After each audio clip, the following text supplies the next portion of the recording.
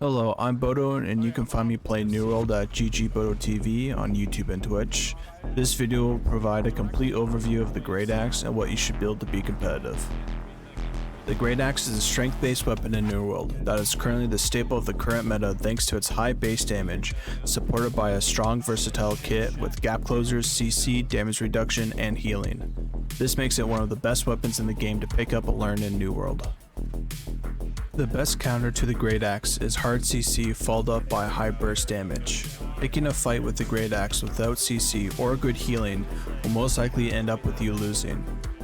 The weapon is so versatile you can pair it with any weapon you want, but I recommend you use a hatchet because it will give you more movement and heals, allowing you to continue fighting while keeping pressure.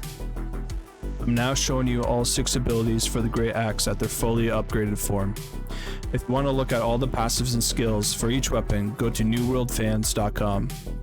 In the next section of this video, I'll be using their build calculator to show you the current best build for the Great Axe while in beta.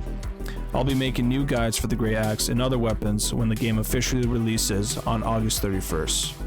Subscribe to my channel or follow me on Twitch at GGBodo to be up to date with everything on New World. Okay, so let's talk about passives and our abilities. So the first ability that we're taking is Charge, and this is just because it's not just damage, it's utility, it's gap closing, it's running away, it could even be repositioning. Nice thing about Charge too is that you can light attack or heavy attack and then instantly hit charge after the damage goes through as an animation cancel, which is kind of cool. So you can line someone up for burst damage very quickly. And a lot of people don't expect that either. So if you got them low health and you just want to go for a 1-2 combo and you think you can burst them out, trust me, light attack or heavy attack followed up by a charge, it's very surprising. People are caught up by it all the time. Then you have Reap. This is going to be a catch mechanic. It's going to be one of your CC moves. We're going to increase it by 8 meters with the passive that we get. Next passive, we're going to heal 30% off the damage with our Reap. And then on top of that, we're going to have a spinning maneuver at the finish of our Reap, which will also proc the 30% healing as well. So this is like your CC catch mechanic, but also sustain tool, which is very versatile and nice. And then we have Gravity Well. Gravity Well just throws a big purple sphere about 10 meters out, and the radius is roughly about 4 to 5 meters big. It's fairly big size. And then it's going to suck people into your vortex. At the end of it, it's going to do damage, but on top of that, once you level it up a bit, you get more damage per person that's caught into your vortex. So those 50-50 fights, this thing could be doing tons of damage.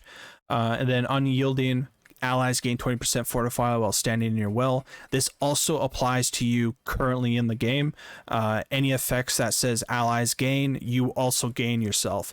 So this is going to help you basically CC those guys down, get into those fights, and just have a pure advantage. This is good in a 1v1, it's good in small group fights. This is also good in the 50-50 castle sieges. Everybody wins on your team, including yourself.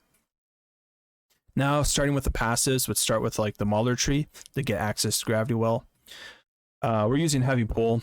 Now, this is just like a minor CC. It's just something nice to have on top of everything.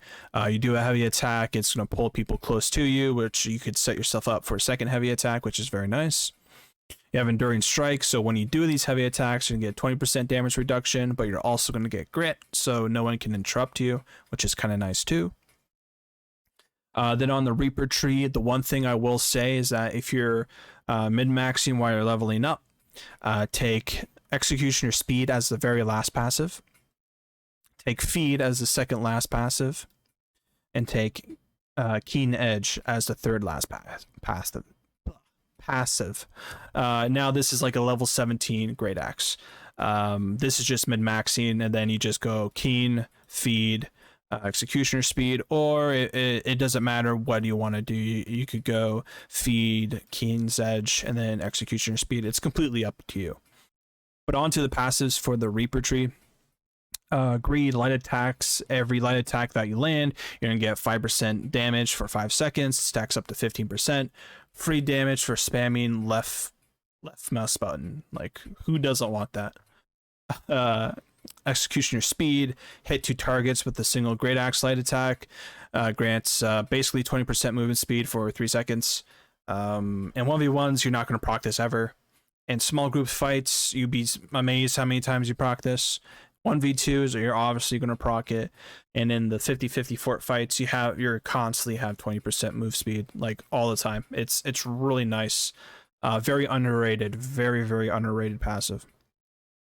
But it's also the last thing to take. Like, your efficiency off of it is so little that it's the last passive to take, even though it does help out a lot. Death's Embrace, if someone's below 50% health, you basically get 10% armor penetration, which is nice. Helps versus tanky foe. Critical Condition, basically when someone's below 30% health, you're going to crit 15% more often, which you're just going to annihilate people. Critical Gains, when you make a critical hit with a critical axe, you heal yourself for 10% of that damage done. So if you crit them at full health, you get the heal. It's very efficient. Once they get down to 30%, you got the Critical Condition. That's going to give you more critical chance, so you're more likely to get the healing off those critical hits. And because it's a critical hit, it's usually 150 to 300 health every crit, which is huge. Then you have Frustration. After one block, you get 15% damage for 10 seconds. It's nuts. You get it for 50% damage buff for a long time. 10 seconds is a long time in this game, and it's 15% for just one block. That's huge. You pretty much have this as 100% uptime. You got Keen's Edge, critical damage increased by 10%. Nice, you're gonna hit harder. It's also going to help out with your critical gains, and you'll be able critting more with Critical Condition.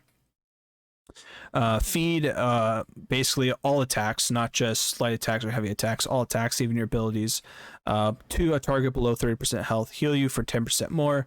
So you're going to heal off your reap, you're going to heal off everything. You're going to heal off your crits on top of it as well. It's pretty much...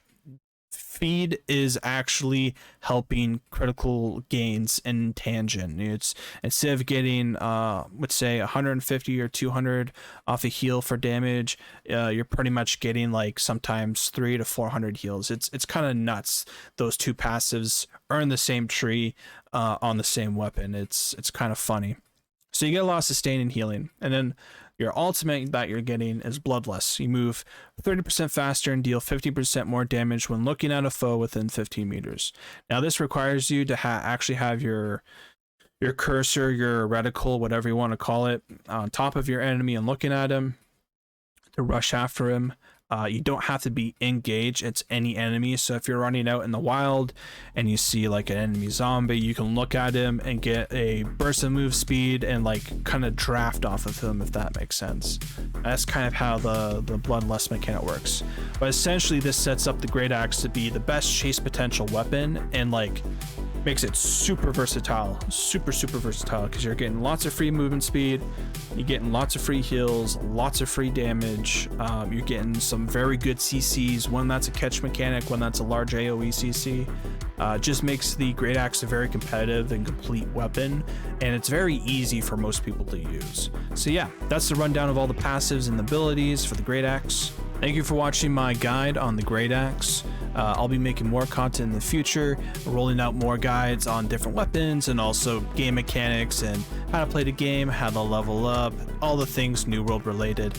If you want to check out some more videos, if I have them uploaded, check over here, check over there.